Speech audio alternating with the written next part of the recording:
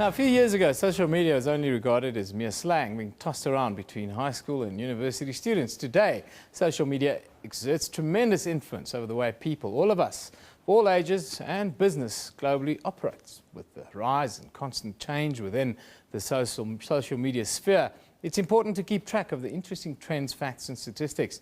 Earlier this month, the South African Social Media Landscape 2015 report was released. The report was compiled by a technology market research organization, Worldwide Works and analytics company Fuseware. Now, to break down and explain this report to us, we are joined by the Managing Director of Fuseware, Mike Ronsky. Good morning, Mike. Thanks for joining us. Good morning. It's good to be here.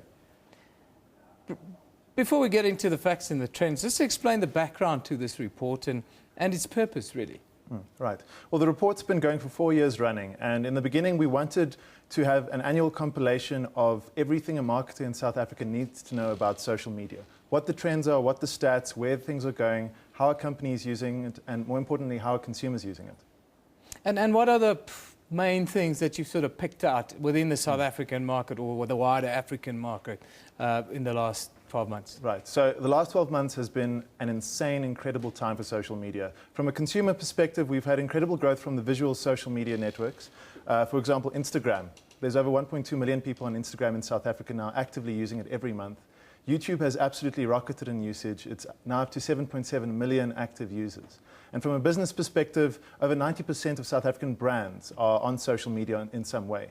And more interestingly, perhaps, is that Twitter has surpassed Facebook for many brands as the primary medium of choice for communicating on social media. What's the difference between the two? And do you get different types of people using these platforms? Absolutely. Every one of the main social networks have a different demographic footprint.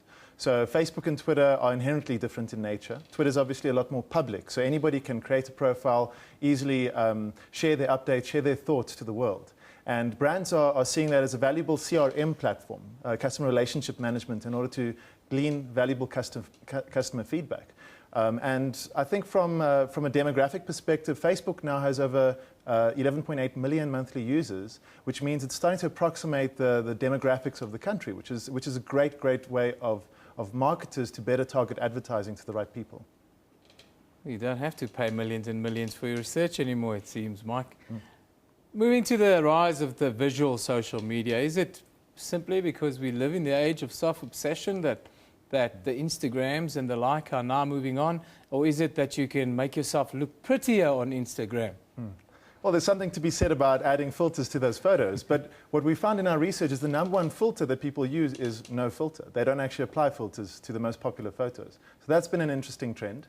But I think also social media has been fueled almost exclusively by the rise of mobile.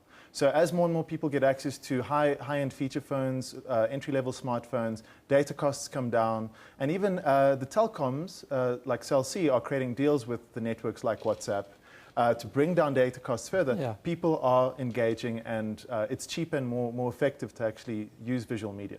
And visual media, as always, tells a much better story than text. So it's always going to be the front runner.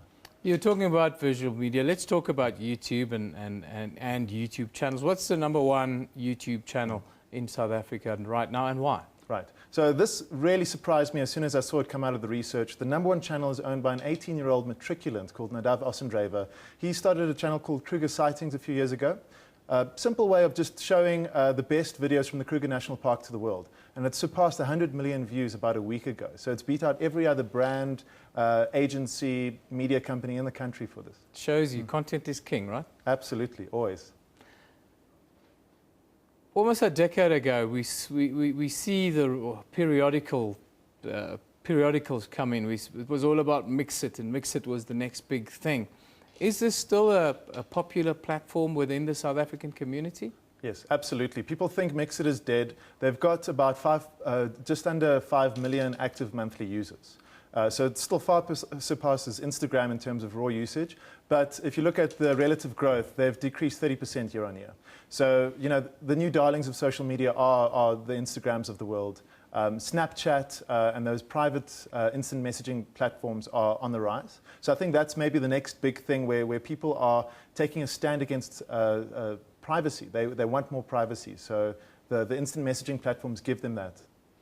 What about monetizing your channel on a YouTube? The 18-year-old kid who's got 100 million views. Right. How do you turn that into value? So it's very difficult to. I mean, if you have 100 million views, you're going to be making some money. So the Kruger Sightings channel is quite sorted in terms of monetization through a YouTube advertising partnership.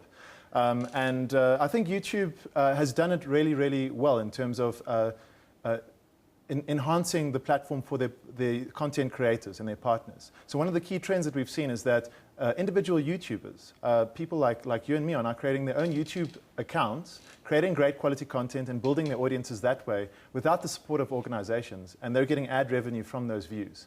Other networks haven't quite caught up to that yet. So like Facebook and Twitter, they take your money and turn it into advertising, but they don't really pay out people as such. What does the next year, 5 years and 10 years look like in this space? Right. So what I'm seeing is everybody's going to start playing in each other's space. First and foremost, I think from a publisher and a newsroom perspective, it's going to be even more critical for you guys to make deals with the social networks. Because the number one source of traffic worldwide for publishers is now social media. It's actually Facebook. So Facebook, I think, is going to remain the dominant player. But I think Facebook is going to add more tools for content creators to use their platform. So almost like you're going to have an embedded YouTube environment within Facebook. Facebook will allow people to create better quality content because they want the people to remain in the platform. Yeah, remain in the platform and interact with the content that they now all own. Thank you, Mike. Absolutely. Thanks for joining us today. Well, that's Fuseware's Managing Director, Mike Ronsky, coming in and telling us all about the trends and what's been happening the last year. They've compiled the South African Social Media Landscape 2015 report. You should look it up. Where can people get access to that, by the way?